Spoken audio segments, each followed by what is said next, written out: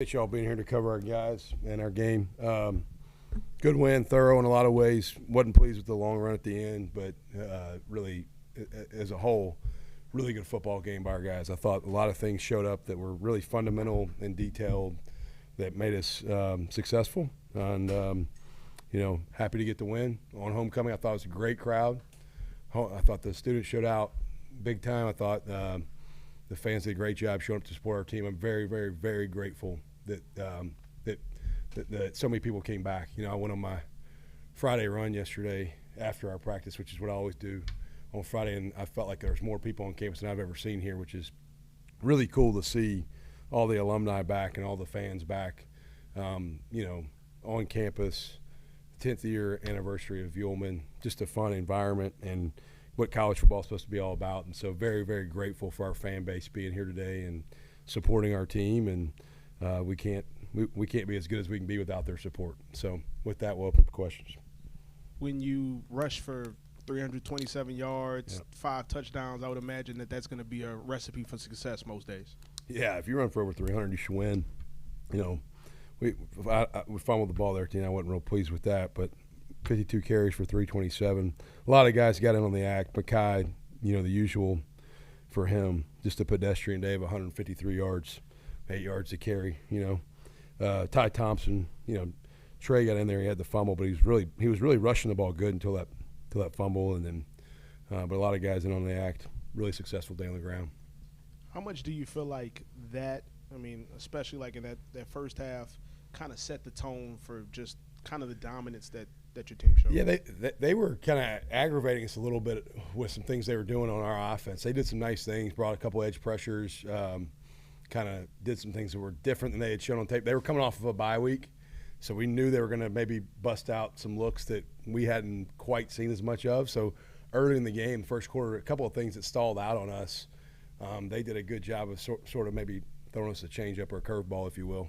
It wasn't the norm. They had shown some stuff with where they were setting their fronts that kind of changes how we target some things. So credit to them for finding a way to be aggravating in regards to how they presented the defense early in the game. And we didn't handle it great initially, but we kind of settled in. So Shaz Preston had his first catch and made it memorable, but it looked like somebody ran the wrong route. It wasn't as clean. They were trying to run the right route. Mm-hmm. But it wasn't timed up and it wasn't quite as clean as it should have been. There was definitely two guys in closer proximity than they should be. Just like we drew it up, touchdown. But very happy for Shaz. Mm-hmm. Extremely long layoff after he came off the injury this summer. Hadn't been in the action a ton.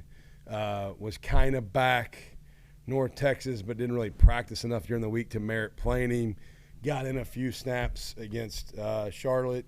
Had one that we were trying to target him against Charlotte, but the throw just wasn't there. Yeah. And then for him to get that catch today and score a touchdown, just so pleased and happy for the young man. He transferred here, but he hadn't ever really played a lot. This is his first college game action this year. It's his first catch, first touchdown, all those things. And so just very proud of his success and happy for him to get that. And he's got to keep growing. We need a lot of those guys in that room to step up. And 2 other things, you went with Patrick Durkin at kicker. Was that just on the week of practice? And Caleb Thomas earned a start, I guess, for all his long contributions in his career here. Yeah, so Patrick first. Durkin, we felt like, he's been out with an injury, kind of been coming back. During the summer, we felt like he had been really strong, and we just kind of wanted to see him go. He's ready for game action. Felt like he was the strongest and most consistent guy through the week. Every job is earned. Love Jacob Barnes, love Ethan Head. Both those guys have done great jobs. Jacob's handled the field goal, extra point duties a lot this year. Head's handled the kickoffs all year. But Durkin's available, and we wanted to kind of, we wanted to see the leg, wanted to see him swing. And so he kicked off a few times. We alternated on kickoff, and he handled all the extra points and field goals. And just felt like we needed to see what we had in him. And we've seen some good things in the summer, but just wanted to give him an opportunity. And then Caleb Thomas, he's an unsung hero of our football team. He's a 6th O lineman. He's really primarily an interior player, a center guard. He's played some jumbo tight end, does not start. He's a senior who's been through a lot here. He's played over 1,000 snaps. One of those guys that, he's going to be really, really successful in life. He's like ultimate like two-lane guy. Like he's gonna run somebody's company one day and do really well, and like probably be the kind of guy that like hires and fires me. You know, he's a stud. But he is such a great teammate, such a great locker room guy. He's just a fun guy to be around, and our team loves him. And so he was a captain today, and he got to start today for homecoming because we felt like that was the right thing to do, and he had earned it. And just really, really happy for him, and couldn't be more grateful for the contributions he's made to this program since his time here. You know, going back to way before us getting here as a staff.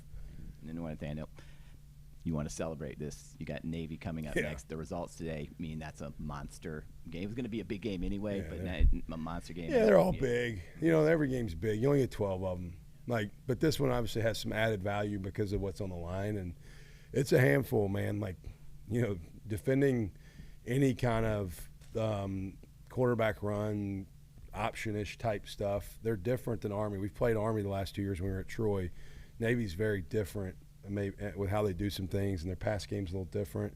Their quarterback, I think, is an elite player. Like, he is a special player. They're a really good football team. So to go on the road up there and find a way to get a win is going to be a real challenge. And I told our guys, we usually have a 24-hour rule where you enjoy the game or, you know, are angry about the game, stew over it if it doesn't go your way. We got till midnight tonight. It's like, you know, I think it was Cinderella, right? That midnight, is that right, Cinderella? Yeah, so midnight tonight. And then after midnight tonight, this one's gone. We got to get to the next one real fast because it's going to take a lot of work for us to be prepared with what they do. I think they're really good defensively too. They're well coached. I think their staff does a great job. I got a lot of respect for them.